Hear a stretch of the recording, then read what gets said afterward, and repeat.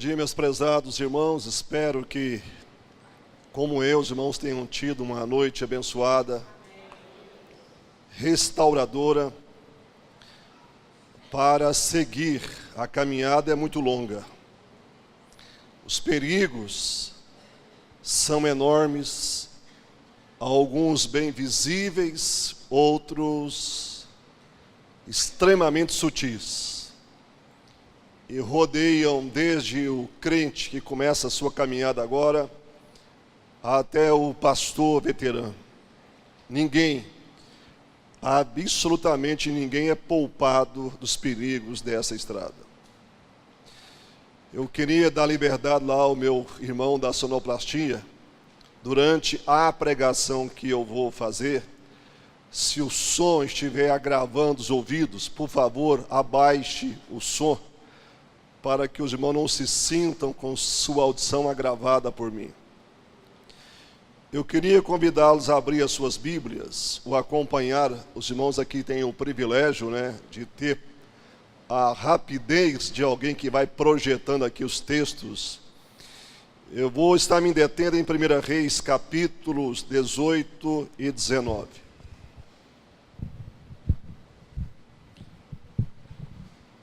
Primeira Reis, capítulos 18 e 19. Com nossos olhos voltados para o tema dessa convenção, o tema avivamento. E eu disse ontem, quero repetir, que estarei completando agora 30 anos de ordenação ao Ministério Pastoral. E eu nunca antes orei tanto, e esse tanto ainda é muito pequeno, por avivamento.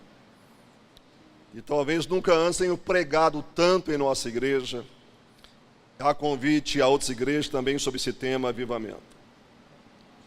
Renovação espiritual, atitudes humanas e respostas de Deus. Renovação espiritual, atitudes humanas e respostas de Deus. Mesmo gigantes espirituais, homens usados extraordinariamente por Deus, podem enfrentar crises, ficarem abatidos e desanimados e perderem o vigor espiritual. Por outro lado, Deus sempre vai trabalhar para despertar, aquecer e encher de novo seus servos com o seu poder e a sua força. Nos dias de Elias, o contexto histórico mostra que Israel estava enfrentando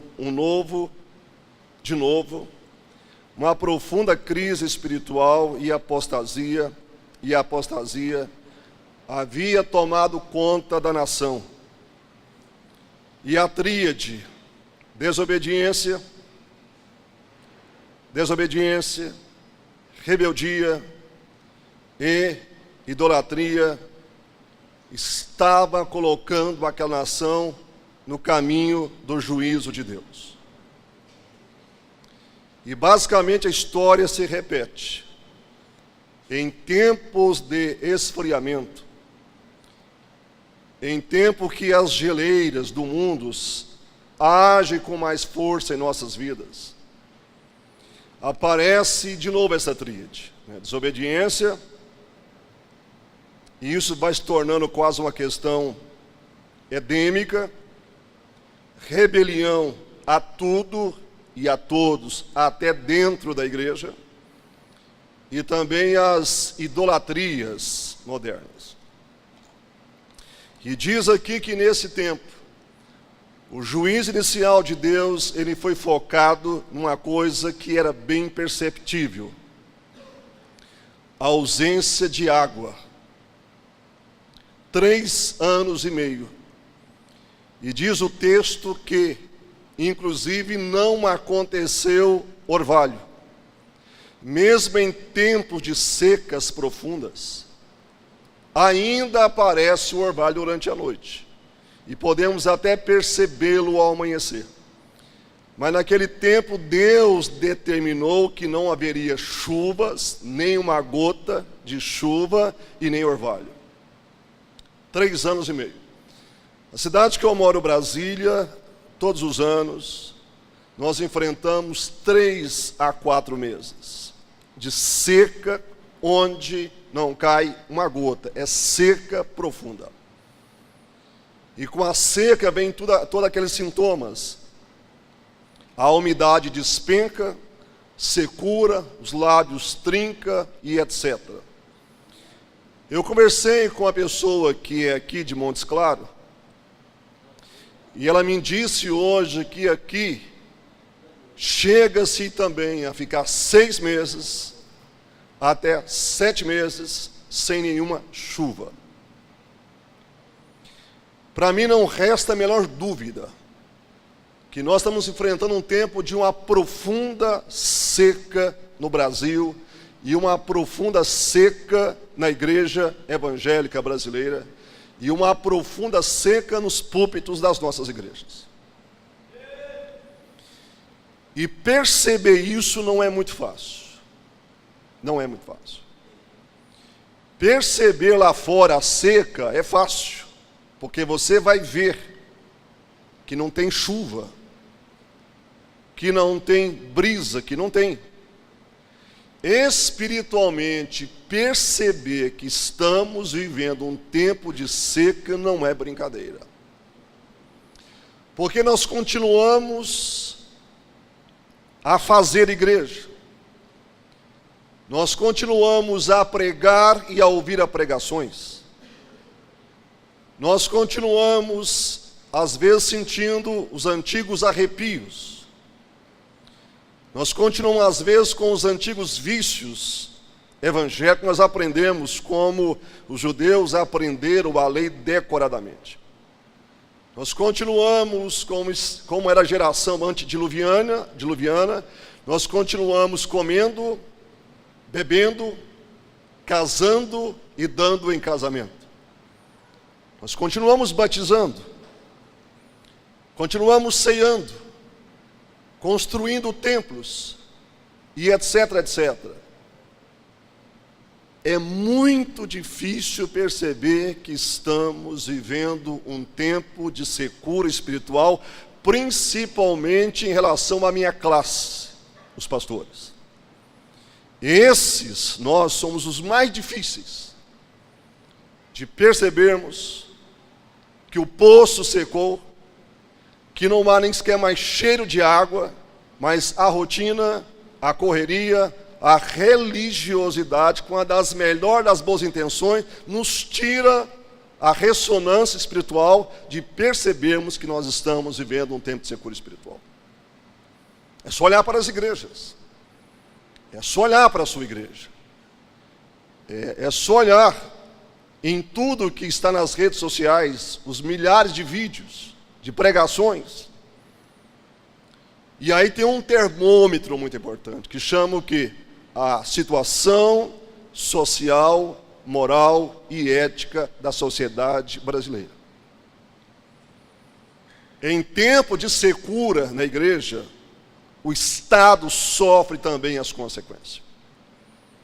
Em tempo de avivamento, o Estado, a nação, a sociedade, a justiça, o social, a educação, acesso à saúde, todo o Estado é beneficiado quando a igreja vive tempos de avivamento.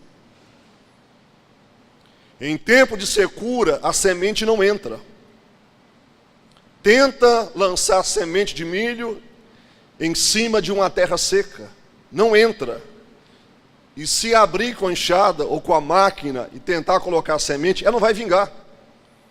E se vingar um pouquinho, vai ser aquela semente, a frutificação mirrada, sem vida. É claro que Deus diz que a palavra que sai da boca dele não vai voltar vazia. É fato, é verdade. Em um certo sentido, ela nunca, jamais voltará vazia. Mas vivemos um tempo de terra seca, a semente não entra no lugar que deve entrar no nosso coração, na nossa mente, e aqui existe um ponto que é claro: transformação.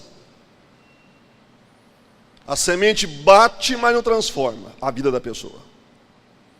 Ela bate, mas não muda o ministério. Ela bate, mas não muda o relacionamento da pessoa com Deus. Ela não muda, porque não está chegando a vacina até o lugar onde precisa chegar. Eu quero pegar essa história de Elias com a mente, com muito temor de Deus. Não quero fugir 1 milímetro da realidade que nós vivemos hoje. Mas também não quero perder as esperanças. Eu não quero jamais perder as esperanças que Deus poderá fender os céus de novo e trazer um tempo de muitas chuvas sobre a nação, a igreja, a família, o casamento, ministério pastoral e etc. Primeiro ponto, Elias no Monte Carmelo. Estou agora no capítulo 18. Nós vamos perceber que do verso 21 até o verso 29, o confronto que Elias ele teve com os 450 profetas de Baal. E eu faço questão de ler aqui esse texto, 21 até o 29. Então Elias chegou a todo o povo e disse: até quando cocheareis entre dois pensamentos? Se o Senhor é Deus, segui-o. Se é Baal, que é Deus, segui-o. Porém o povo nada respondeu. Fique atento aos detalhes. Pausa. Se o Senhor é Deus, seguiu. Se Baal é Deus, seguiu. Não se pode querer agradar a Deus e Baal é loucura, é estupidez, é suicídio. Talvez a pessoa vai ser mais benéfica servir a Baal e rejeitar a Deus do que ficar em cima do muro. Porque ao ficar em cima do muro, provavelmente não vai ter a menor chance de mudança. Porque enquanto a pessoa está unicamente nas mãos de Baal, a qualquer dia ele poderá acordar e passar a buscar realmente o verdadeiro Deus. A sedução, a cegueira que provoca tentar agradar a gregos e a troianos, agradar a Deus e agradar o mundo, que foi o tema aqui da conferência no ano passado, que eu estive aqui também, é uma loucura. É uma profunda loucura. E aqui então continua agora no verso 22. Voltando ao 21. O povo nada respondeu. Está no final do 21. E o povo nada respondeu. E por que o povo não respondeu? Tente responder para você. 22. Então disse Elias ao povo: só eu fiquei dos profetas do Senhor. E os profetas de Baal são 450 homens. Deem-se-nos, pois, 2 novilhos. Escolham eles para si um dos novilhos e, dividindo em pedaços, o ponham sobre a lenha. Porém, não me metam fogo. Eu prepararei o outro novilho e o porei sobre a lenha e não lhe meterei fogo. 24. Então invocai o nome do vosso Deus, e eu invocarei o nome do Senhor. E há de ser que o Deus que responder com letra minúscula por fogo, esse é que é Deus. E todo o povo respondeu aqui o povo respondeu e disse: é boa esta palavra, essa proposta. 25. Disse Elias aos profetas de Baal: escolhei para vós outro um dos novilhos e preparai o primeiro, porque sois muitos, e invocai o nome do vosso Deus, e não lhes metais fogo. Tomaram o novilho que lhes fora dado, prepararam-no e invocaram o nome de Baal desde a manhã até ao meio-dia, dizendo: ah, Baal, responde-nos. Porém não havia uma voz que respondesse, e manquejando se movimentaram ao redor do altar que tinham feito. Ao meio-dia, Elias zombava deles, dizendo: clamai em altas vozes, porque ele é Deus, pode ser que esteja meditando em Montes Claros, ou atendendo a alguma necessidade em Brasília, ou de viagem a Belo Horizonte, ou a dormir, como nós dormimos bem essa noite. Continue a clamar. E eles clamaram em altas vozes, e se retalhavam com facas e com lancetas, segundo o seu costume, até derramarem sangue. Passado o meio-dia, profetizaram, atenção, aqui, diz que esses homens também profetizaram. Eles até que a oferta de manjares se oferecesse, porém não houve voz, nem resposta, nem atenção alguma. Agora chega o momento de Elias. É impressionante, é extremamente relevante, que a primeira coisa que Elias fez foi restaurar o altar. Ele não marcou uma convenção com ninguém para esse momento. Ele não começou a fazer nada. A primeira coisa que Elias fez foi restaurar o altar. 30 a 32, vou ler também. Então Elias disse a todo o povo: chegai-vos a mim. E todo o povo se chegou a ele. Elias restaurou o altar do Senhor, que estava em ruínas.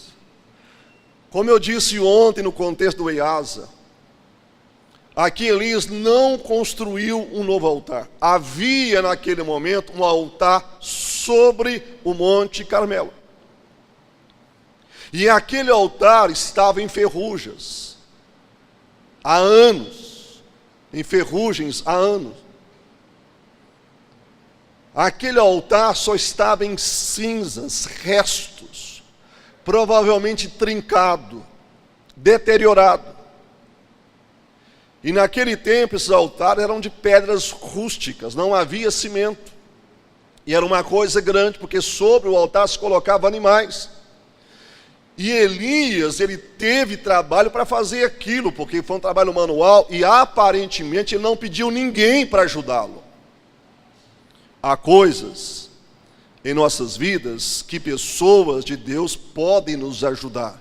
Há outras coisas em nossas vidas que somente você deverá e precisará diante de Deus fazer. Não delega aquilo que Deus não te mandou delegar. Com as próprias mãos, ele se envolveu naquela obra e restaurou o altar. Continuando, ele colocou o sacrifício sobre o altar restaurado,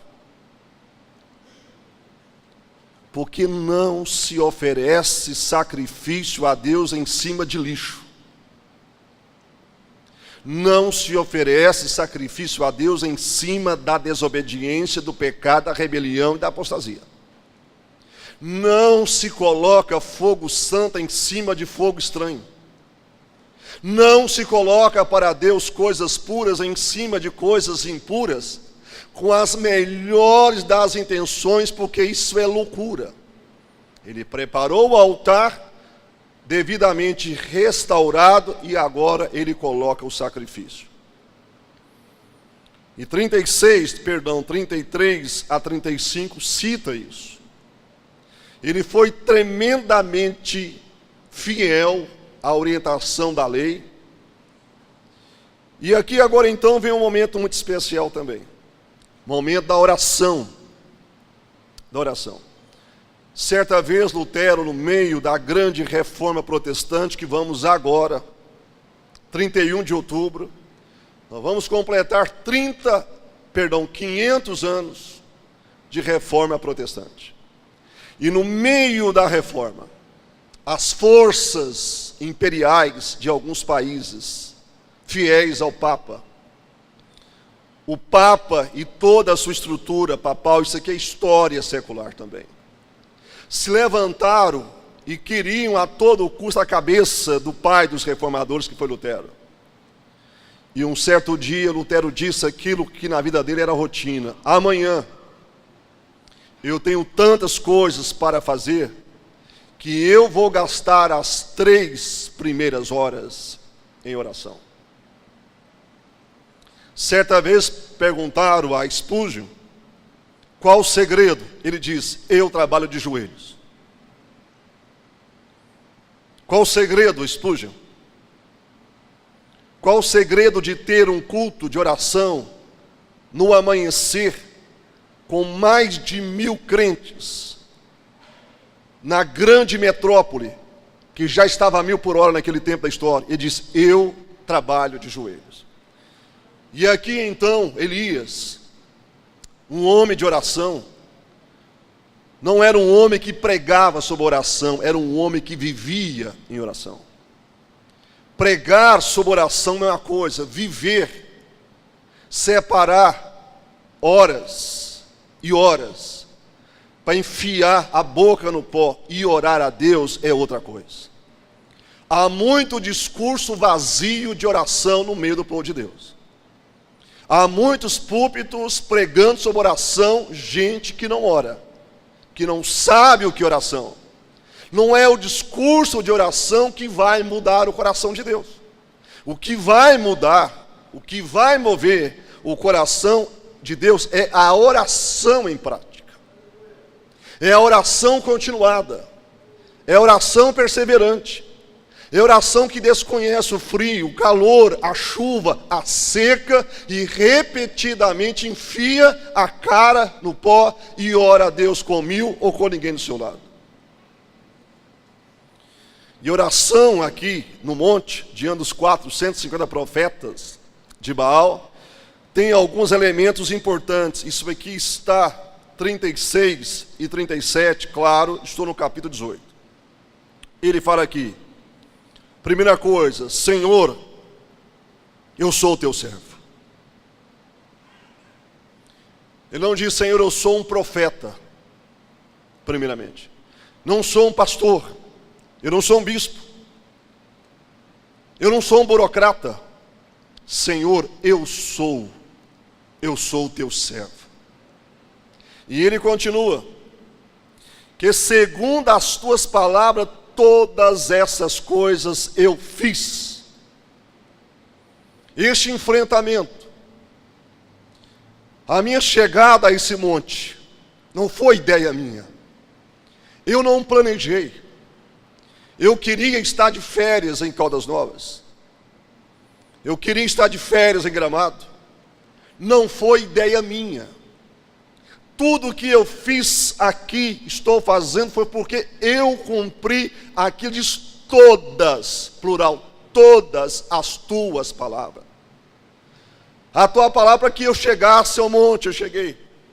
Para que eu enfrentasse os 450 profetas a serviço de Jezabel e Acabe, eu estou enfrentando. Porque a tua palavra me mandou restaurar esse altar, eu estou restaurando.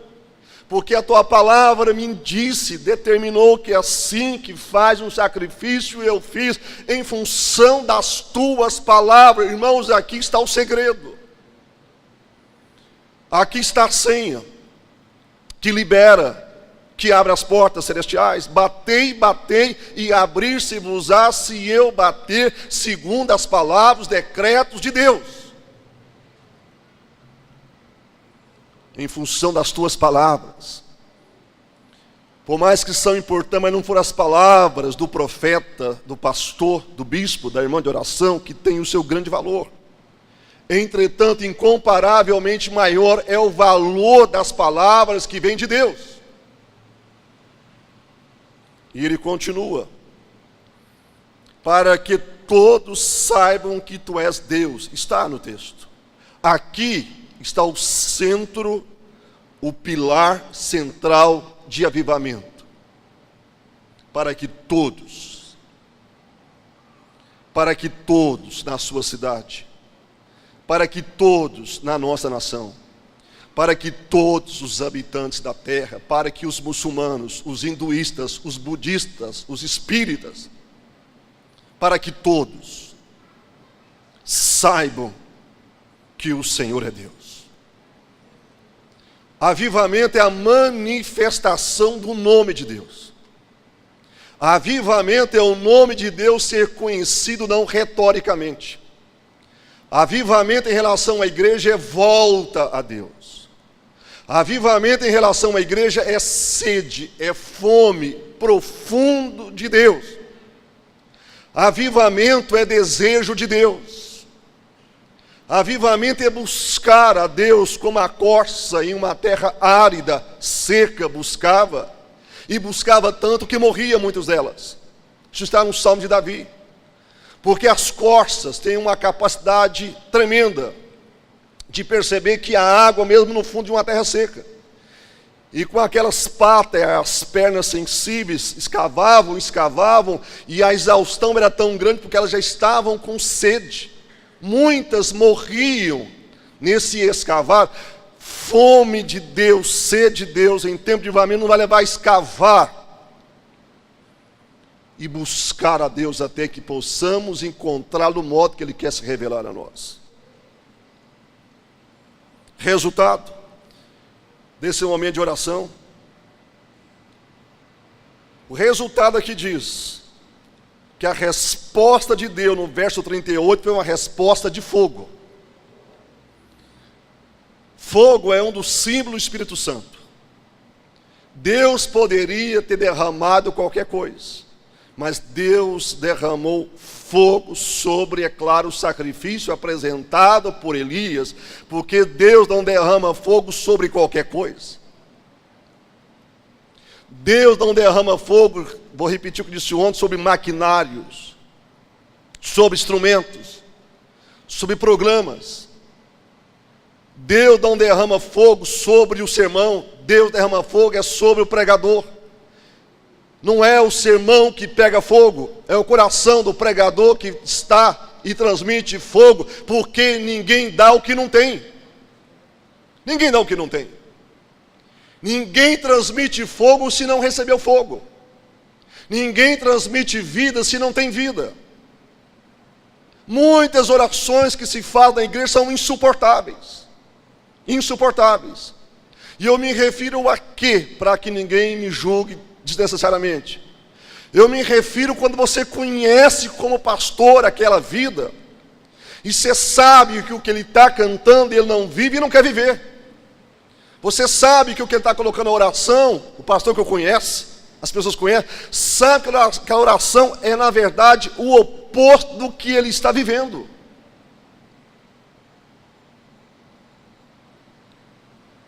Ninguém vai impressionar a Deus. Deus não se deixa impressionar por ninguém. Ele é Deus, está acima de todas as coisas, sabe tudo, é criador de tudo. Ninguém vai surpreender a Deus, porque Deus conhece o amanhã.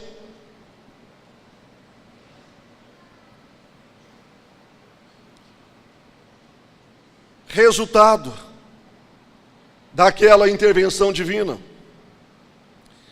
diz aqui literalmente que o povo caiu com o rosto em terra. Avivamento provoca isso, mas de coração. Aqui diz que naquela manifestação do poder de Deus, o impacto foi tão grande que não foi um teatro, como acontece muito em algumas igrejas evangélicas, é para o teatro. É puro frenesi psicológico. É pura provocação emocional. É despertar o emocional em vez de despertar o coração. O homem pode despertar as emoções, mas o homem não pode despertar a alma e o espírito humano. Isso é obra unicamente do Espírito Santo de Deus. O povo aqui caiu em terra. Ninguém mandou, não precisou ter um comando. O impacto da manifestação da glória de Deus foi tão grande que o povo caiu e colocou o rosto em terra e falaram o quê? O Senhor é Deus. O Senhor é Deus. O Senhor é Deus. E eu quero que Ele seja Senhor do meu casamento. Eu quero que Ele coloque em retidão o meu matrimônio. Eu quero que Deus reformule profundamente o meu casamento, porque Ele é Deus. Eu preciso que Deus restaure a minha família, que não seja só de aparência, porque Ele é Deus. Eu preciso que Deus restaure a minha liderança, o meu ministério na igreja, porque Ele é Deus. Eu preciso que Deus restaure a igreja, porque Ele é Deus. Eu preciso que Deus restaure o Brasil, porque Ele é Deus. Não é uma questão de retórica. Até papagaio sabe falar, sabe repetir. É vida. Avivamento é vida. É a vida de Deus entrando no casamento. É a vida de Deus entrando na família. É a vida de Deus entrando nas finanças. É a vida de Deus entrando no ministério, na igreja, numa nação. E as pessoas vão dizer: o Senhor realmente, absolutamente, Ele é Deus. E você vai perceber ainda que no Monte Carmelo, Elias orou de novo, e agora orou 7 vezes. E ele orou, porque a apostasia foi removida, pelo menos naquele momento. O centro da apostasia, que se tornou também o Carmelo, que era um local consagrado a cultos a Deus, aquilo foi removido. E agora havia chegado o momento das chuvas. Você primeiramente acerta com Deus, aí Deus restaura e traz a chuva. A seca não vai sair só porque estamos gritando que não gostamos de seca. Deus remove o que não é para trazer o novo que Ele quer que chegue. Primeiramente se remove o juízo para depois ser derramado a graça. Primeiro recebe-se o perdão para depois receber a justificação e a justiça divina. Se não remover o vinho velho, não vem o vinho novo. Se não restaurar o odre velho, não existe como receber o vinho novo. Jesus disse para os fariseus da sua época: não é possível colocar vinho novo em odres velhos. O cristianismo, ou fariseus, não cabe, a minha vida, o evangelho não cabe em cima das vossas tradições religiosas. Como é que vocês querem que como que vocês querem que o meu evangelho, as boas novas? Como que vocês querem que o Espírito Santo entre nessa estrutura arcaica, ultrapassada, humanizada, cheia de centenas de dogmas, de ritos e uma penca de porcaria? É preciso remover o velho para que se chegue o novo. Se não remover o velho, a pessoa vai morrer gaga com 150 anos e não vai ver o novo de Deus na sua vida. 7 vezes. Oração profunda exige perseverança. Os telegramas espirituais, Deus pode atendê-los, porque Deus e é misericordioso. Mas as maiores vitórias na oração vai ter que se escavar durante horas. Vai ter que escavar muito. E aqui, no verso 42 de 18, nesse momento de oração de Elias, fala literalmente que Elias, curvando-se, 42, para a terra, meteu, uma expressão forte, meteu o rosto entre os joelhos. Eu não vejo um Elias aqui num trono. Esse profeta de Deus, um homem tremendamente usado por Deus. Mas ele sabia que ele era pó.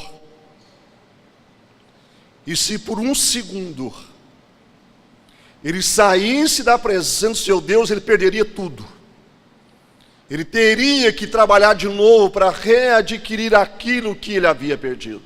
Esse homem coloca como que a boca no pó, enfia, mete a cabeça entre os joelhos e clama a Deus para que a seca passasse. Se eu e vocês queremos que a seca saia dos casamentos evangélicos, Hoje é impressionante o número de crentes, até pastores, que estão divorciando no meio evangélico brasileiro. É impressionante a quantidade de jovens que perdem a virgindade e são membros de igreja evangélica. É impressionante a quantidade de jovens que têm relações sexuais fora do casamento, antes do casamento. E aí, nós queremos que Deus levante o paralítico, que Deus cure o cego. Nós queremos que Deus cure o canceroso. Nós queremos que Deus realize grandes obras. Não dá, não tem jeito. Precisamos enfiar a cabeça entre os joelhos e clamar 1, 2, 1000, 10.000 vezes, até que os céus se fendam de novo e Deus derrame poderosamente a sua presença, a sua glória, o seu poder no meio do seu povo. Continuando. Segundo ponto, Elias no deserto. Nós temos uma tremenda dificuldade de entender isso aqui. Eu reconheço também que eu também tenho dificuldade. Achar que temos as respostas não é por aí. Podemos fazer algumas conjecturas. Podemos tentar elaborar algumas respostas. Como que esse homem, que era o que era, que fez o que fez, em vários momentos agora enfrenta uma crise existencial e pessoal sem precedentes. Em 19, 1-3, Jezabel, rainha, esposa de Acabe, disse para Elias o seguinte: que o Senhor me faça amanhã a mesma coisa que você fez aos meus profetas Baal, se eu não tirar a sua vida, parafraseando esse texto. Elias foi para o deserto e queremos aqui tratar algumas coisas em relação a isso. Era uma fuga. Carmelo não era fuga. Carmelo era o centro da vontade de Deus. Para mim, o deserto foi uma permissão de Deus. Era para tratar o gigante espiritual Elias. Era o tempo de tratamento. E Deus é PhD em nos tirar de cena, tirar da vitrine, tirar da rotina, tirar, quem sabe, de um bom salário. Tirar, para que nós entremos em rota de fuga, para Deus arrancar as piores escórias que ainda possam estar em nossa vida. Deus fez para Deus, e Deus queria fazer algo novo no coração de Elias. Uma coisa é o que Deus faz através de mim. Outra coisa é o que Deus faz em mim. E a classe mais difícil que tem de Deus fazer no coração é a classe pastoral. E falo com muita autoridade. Nos meus 8 anos à frente da Convenção Nacional, eu tive o prazer de ouvir sem medo de errar centenas de pastores. Em muitos, eu fiz opção.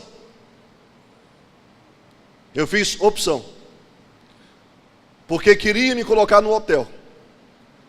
Mas eu fiz opção de aceitar ficar na casa dele, porque eu sei que eu estava ali também, porque eu precisava ouvi-lo e ajudá-lo. Dos muitos que eu ouvi, uma minoria aceitou ser pastoreada, acompanhada e curada. Mas uma maioria queria que eu falasse o que ela queria ouvir. Isso é muito diferente. E Deus então é doutor em tirar o crente de cena e permitir que ele entre em rota de fuga, mesmo que os braços do Altíssimo estão colocando os limites aqui para guardar o seu servo, para que ele não saia daqui e nem daqui, porque se Deus não protegesse Elias aqui, seria o fim, a ruína. Porque a questão não é como eu começo a jornada. O fator preponderante é como que eu e vocês iremos terminar a nossa jornada. A questão não é o meu primeiro capítulo na minha caminhada com Cristo. A questão é como vai ser o meu último capítulo. Os meus últimos meses de vida na caminhada com Deus. E Deus não queria, claro, que o seu filho terminasse assim, um derrotista, que chegou a pedir para si a morte. Vamos ao texto sagrado. Aqui nós vamos ver algumas atitudes de Elias e algumas respostas de Deus. Primeira atitude de Elias, estou agora no capítulo 19. Assentou debaixo de uma árvore, chamada de zimbro, e literalmente pediu para si a morte, e após deitou e conseguiu dormir, por incrível que pareça. Primeira atitude, debaixo de uma árvore, no deserto, em fuga, o que é que ele foi? Ele pediu a morte, ele deitou e conseguiu dormir. Dormir bem. Está com a despensa abastecida além do que precisaria. Ter uma boa conta bancária, um bom patrimônio, ter bons carros, boas casas, me refiro a alguém que é crente. Está à frente de um ministério da igreja. Falar em línguas estranhas, profetizar e outras coisas mais, não significa que essa pessoa está vivendo um tempo de chuvas de Deus na sua vida. Ele pode ter tudo isso, está vivendo uma profunda secura, vivendo um profundo deserto espiritual. Criou-se um mito no meio evangélico brasileiro. A interpretação em muito segmento evangélico da vitalidade espiritual é em função do que se tem, do que se possui. Isso é uma loucura, isso é uma estupidez, é avaliar a pessoa com o metro não de Deus, é pesá-lo não com a balança de Deus. E qual foi a resposta de Deus para Elias?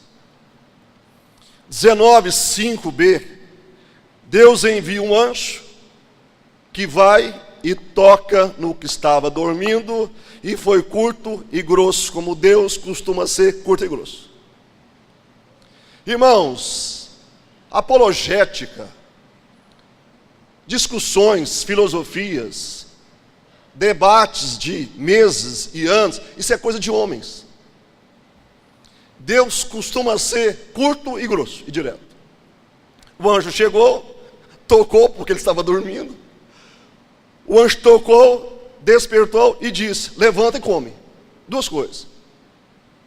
Levanta e come.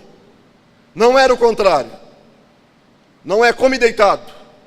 Não, levanta, se posiciona, fica ereto, no sentido aqui completo da palavra, fique na posição e come. E qual foi a segunda atitude de Elias? Verso 6. Encontrou pão e água, claro que ambos enviados por Deus. Ali não tinha pão, apareceu pão, e não era pão frio, era pão quente. Havia acabado de ser assado em algumas pedras na forma de brasas. E num deserto que não tinha água, ele encontrou água. Deus zela até pelos nossos pequenos detalhes. Deus sabe exatamente hoje, agora, e vai saber amanhã, cada necessidade que um filho dele tem, e Deus sabe responder isso. E qual foi a segunda atitude de Deus? O anjo voltou. Elias estava dando trabalho para os anjos. E diz Hebreus que os anjos, eles estão aqui para ministrar em favor daqueles que vão herdar a vida eterna. O anjo voltou, e voltou a tocar em Elias, porque comeu e voltou a dormir, e disse: levanta de novo, e come, porque o seu caminho será sobremodo longo. Está no verso 7. Você comeu e voltou a deitar, tudo bem. Agora você tem que comer e vai continuar em pé, porque você vai fazer uma viagem. Você gosta de viajar? Você vai fazer uma viagem. Eu gosto muito de viajar, você que o senhor também gosta. E eu sou apaixonado em viajar, principalmente dirigindo um carro que tem um bom motor e um bom ar-condicionado, porque eu transpiro muito. Deus o chamou. Terceira atitude de Elias, está no verso 8. Levantou-se, pois, e comeu e bebeu de novo, e com a força daquela comida ele caminhou 40 dias e 40 noites até o Horebe, que em hebraico significa monte de Deus. Irmãos, com aquela água e com aquela comida, 40 dias, 40 noites, ele caminhou num deserto, e deserto a coisa é brava. A pergunta é a seguinte: por que 40 dias? Por que Deus não o arrebatou? Deus já fizera isso outras vezes. Por que Deus não fez assim e poupou Elias de 40 dias debaixo de um sol terrível durante o dia, noites geladas? Não havia, pelo que o texto dá a entender, não havia suprimento de comida e nem bebida. Com aquela comida, aquela água, ele foi 40 dias. O texto não diz, mas eu entendo porque foi um tempo de Deus tratar com a alma, com o coração, com as motivações, com o sentimento. 40 dias para Deus arrancar as mais profundas escórias que ainda continuava no coração do profeta Elias. Era um tempo também de meditação. O crente, o cristão, como os demais mortais, Deus concedeu uma mente, um cérebro. O crente também é um ser racional. Não é um papagaio. Não é um que vai com os outros. Não vive de chavões. Não vive de varinha de condões. Ele tem uma mente, ele tem que pensar. Quem deu a mente ao ser humano não foi o diabo. Quem deu o cérebro não foi o diabo. Quem deu a razão não foi o diabo, foi Deus que deu. Isso não precisa entrar em choque com a espiritualidade saudável. A pergunta é a seguinte: se fosse comigo e com você, 40 dias seriam suficientes?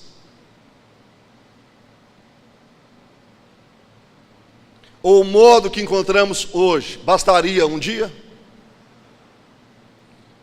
Ou será que bastaria 10 dias para Deus moldar, trabalhar, para que o oleiro divino pudesse continuar a fazer uma obra nova no coração de Elias? Terceiro ponto, Elias no monte Horebe.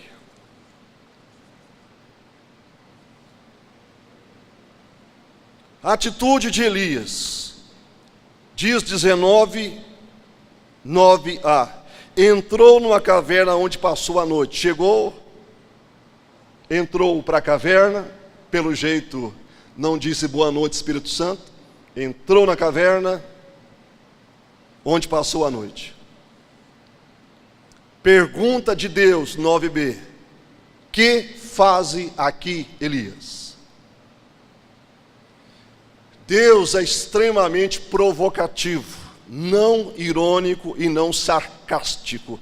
Deus é extremamente provocativo para que possamos verbalizar. Deus queria que Elias colocasse para fora,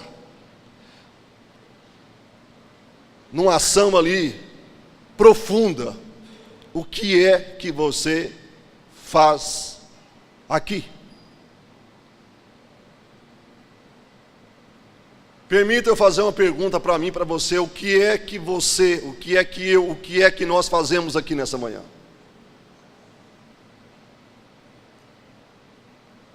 E vou mudar a pergunta: por que estamos aqui? Porque um pastor forçou a barra? Porque não queríamos queimar o filme com alguém da nossa igreja? E etc. Por que eu estou aqui? O verso 10, Elias começou a trazer uma série de justificativas. E eu vou ler aqui o verso 10. Ele respondeu: tenho sido zeloso pelo Senhor. Começou a mostrar o seu perfil. Deus dos exércitos. Porque os filhos de Israel deixaram a tua aliança, derribaram os teus altares e mataram os teus profetas à espada, e eu fiquei só e procura tirar minha vida. Deus arranca a sua biografia e enfia na cara de Deus. Joga em Deus. Eu sou teu servo. Eu sou temente a ti. Israel fez isso, e eu fiquei só.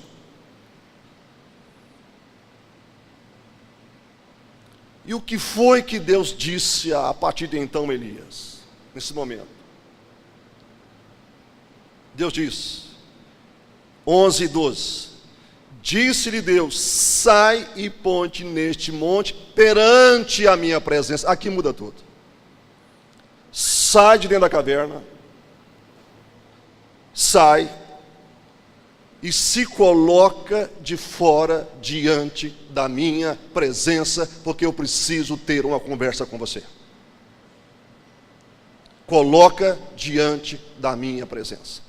Não é diante da presença do pastor, não é diante da presença de um outro profeta, não é diante da presença de A, de B e C, é diante da presença de Deus. Coloca Elias diante da minha presença. Não existe cura fora da presença de Deus para o crente. Não existe. Não existe. Se fazer 40 dias de campanha de jejum, mas se não quebrantar o coração, perdeu o tempo. Se fizer penitência e daqui a Brasília a pé, sem propósito maior, a não ser penitência por penitência, perdeu o tempo. Pode servir para atividade física, se for o caso. Vem para a minha presença. Não era uma questão de colocar o físico do Elias. Não só. Era desnudar o coração diante de Deus. É arrebentar as mais profundas pedras das motivações equivocadas, das vaidades, do orgulho, de achar que é o cara, que é o poderoso, que sabe pregar muito bem, que sabe cantar muito bem, que sabe administrar muito bem, que sabe fazer as coisas muito bem, e achar que é o cara. Colocar de fora é desnudar e permitir que o médico dos médicos toque naqueles locais onde Deus ainda não é glorificado. Há muitas recâmeras fechadas em nós que Deus ainda não é Deus. Existem muitas cavernas em nossas vidas que ainda Deus não é o comandante, não é aquele que domina. Quem está dominando aquilo não é Deus. Eu não sei quem que é, mas não é Deus que está dominando aquilo. Vem, sai, olha os verbos. Sai, põe e continua.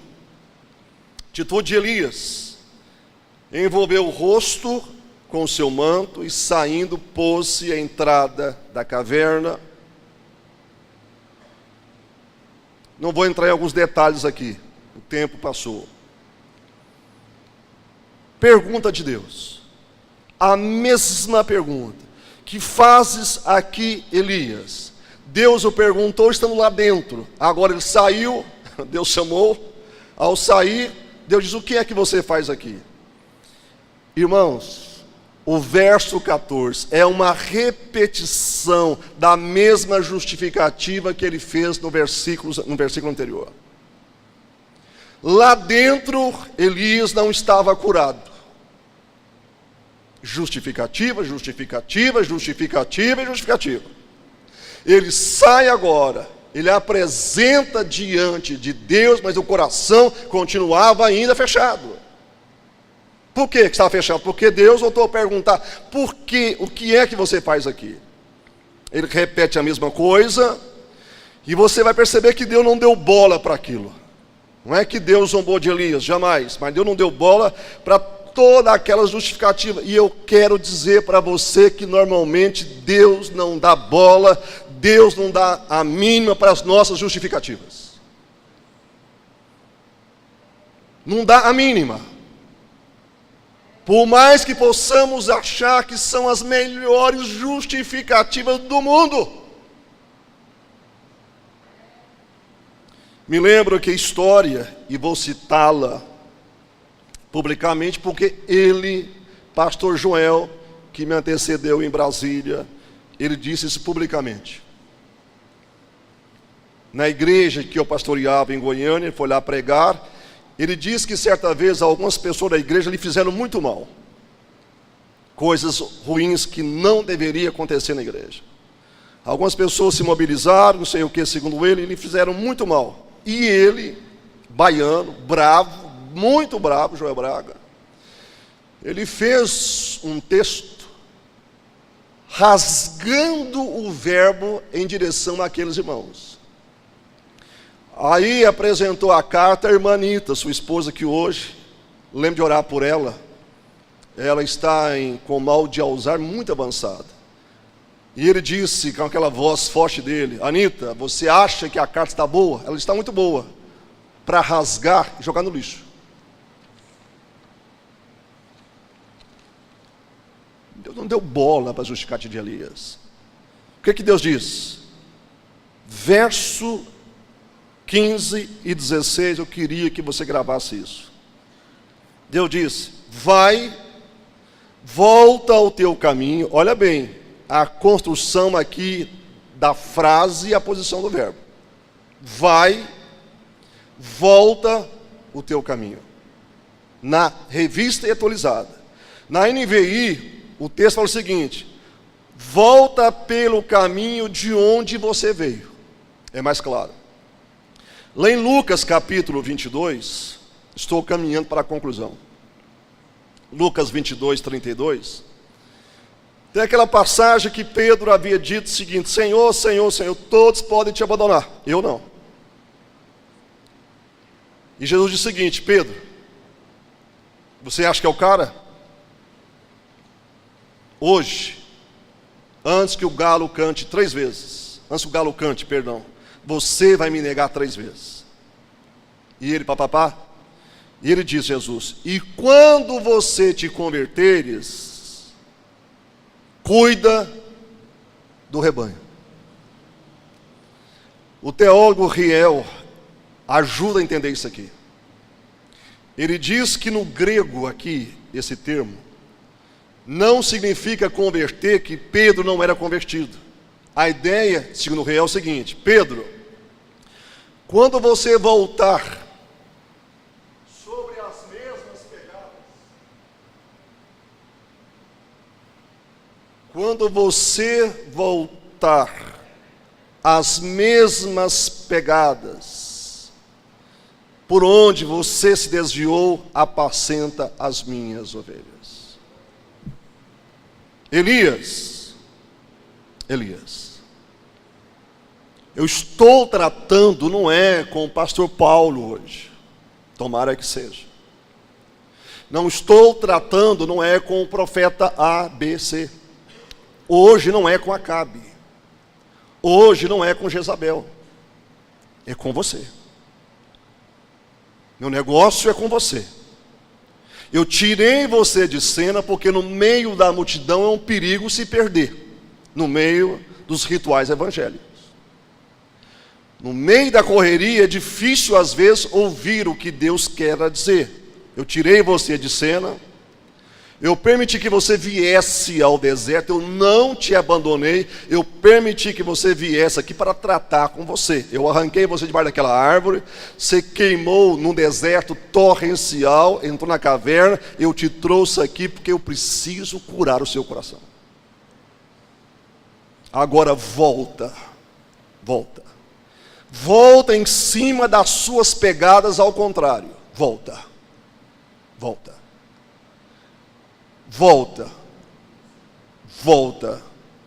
retoma o caminho, vá, aqui estou colocando por minha conta, volte no mesmo zimbro, na mesma árvore que você pediu a morte, e volte, e vai enfrentar Acabe, Jezabel. Estou entregando a você 3 missões, para terminar bem a sua vida. Você vai até a Síria, que hoje está em ruínas, e unja um rei, tudo leva a crer, não era crente, não servia a Deus, mas Deus se preocupa com as nações ímpias. Vai até a Síria, unge o rei tal, vai até Israel e unge o rei tal, e unge Eliseu para ser profeta no teu lugar. Depois sim, você vai descansar. Deus deseja ardentemente curar o seu povo.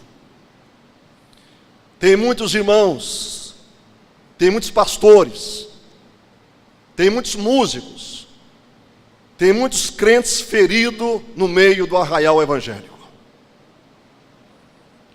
E a maior parte que está ferida não sabe que está ferida. São guerreiros feridos. São guerreiros machucados. Que não tem ou não quer desabafar com ninguém. Não tem ou não quer se abrir, se expor, porque o que é que vão pensar de mim?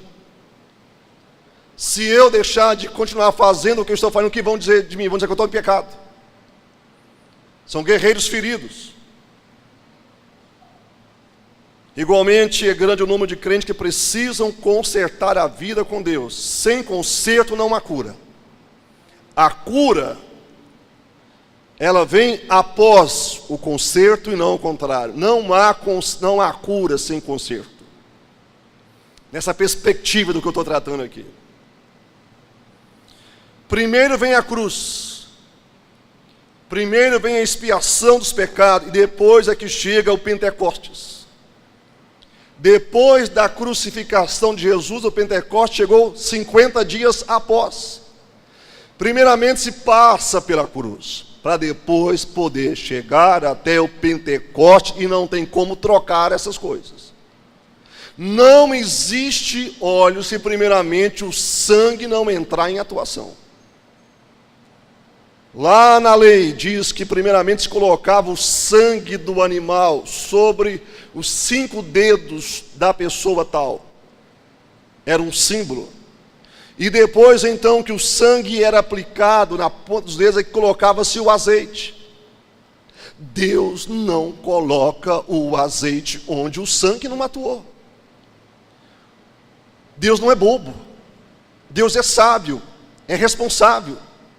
Ele não vai derramar o Espírito Santo sobre o que não se sustém. Não se sustém. Não se firma. O azeite não se firma. Porque existe uma base que precisa ser tratada. Existe uma raiz que precisa ser tratada. Existe um problema que precisa receber a cura, o perdão de Deus, para que depois o óleo caia. E por que que o óleo não quer cair no meio da igreja? Por quê? Por que que o óleo não quer cair no meio da igreja como caiu no tempo de Pentecostes? Eu me refiro à igreja desses últimos tempos. Por quê? Por que que o óleo não cai? Campanha mais campanha. Cântico mais cântico, e tanto bem faz. Pregação mais pregação, que tanto importante é na igreja. O óleo bate, se quando é liberado, é como se batesse numa terra seca. A terra precisa primeiramente de água. A água precisa preparar a terra para receber o óleo.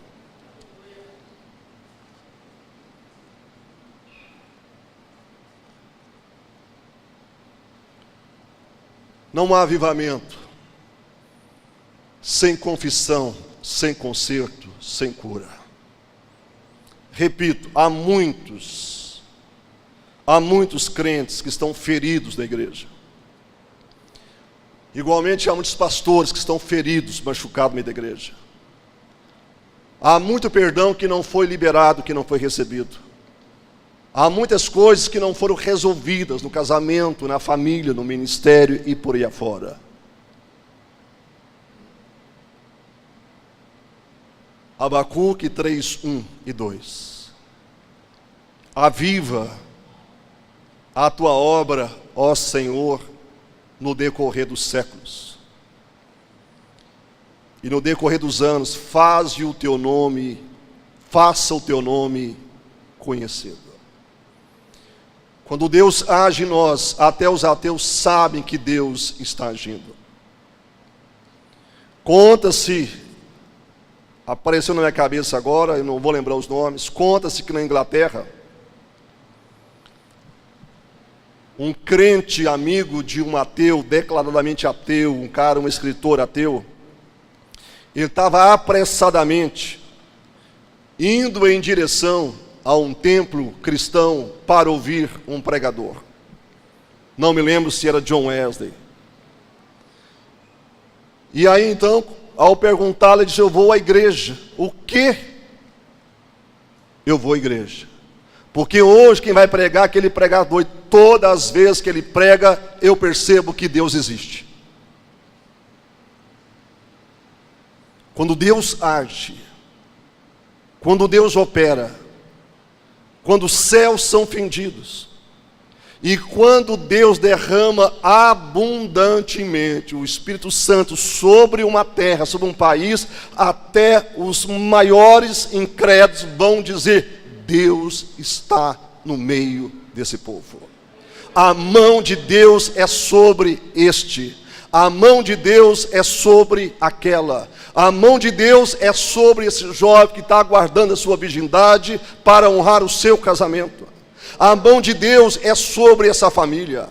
A mão de Deus é sobre essa igreja. A igreja passa a ser uma igreja mal vista pela sociedade, porque só tem problemas, escândalos, fofoca, contendas, maledicência, e começa a ver uma igreja amorosa, uma igreja que se preocupa com a sua vizinhança, uma igreja que faz a diferença entre a vida e a morte na sua sociedade. Deus está querendo mudar a minha vida.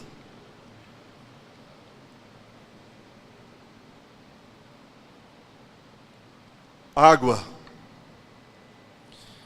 Eu acho que Deus não aguenta mais os nossos discursos. Acho que Deus não aguenta mais as nossas teologias. Acho que Deus não aguenta mais a nossa religiosidade. Eu acho literalmente, como está em Apocalipse, sem querer ser aqui, trazer uma mensagem negativa, mas para mim estamos como aquela igreja de Apocalipse. Deus está prestes a nos vomitar. Prestes a nos vomitar. Deus não nos aguenta mais. Deus não aguenta mais muitos dos nossos cultos, das nossas igrejas, seja de qual for a denominação. Eu digo para você que nem eu mais ando aguentando alguns cultos.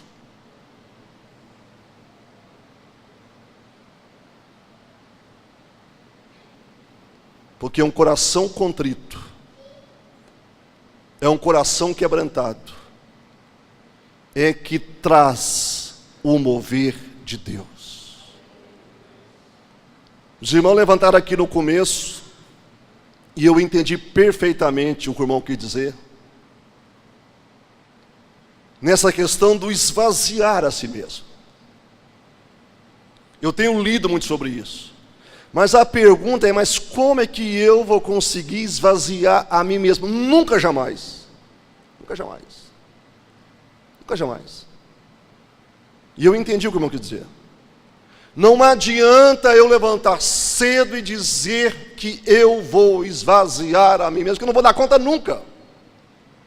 Irmão, se Deus não agir na minha vida, na sua vida, nem esvaziar nós conseguiremos. O esvaziar também é responder corretamente à visitação inicial de Deus. É como disse, eu acho que foi Finney, eu preciso responder aos menores impulsos de Deus na minha vida. A partir do momento que eu vou responder nesses menores impulsos, Deus vai aumentando os impulsos em direção ao meu coração. Se nos primeiros impulsos do Espírito Santo na minha vida eu me quebrantar pela graça e pela ação dele, outras coisas vão me ajudar nesse caminho. Queremos orar nessa manhã.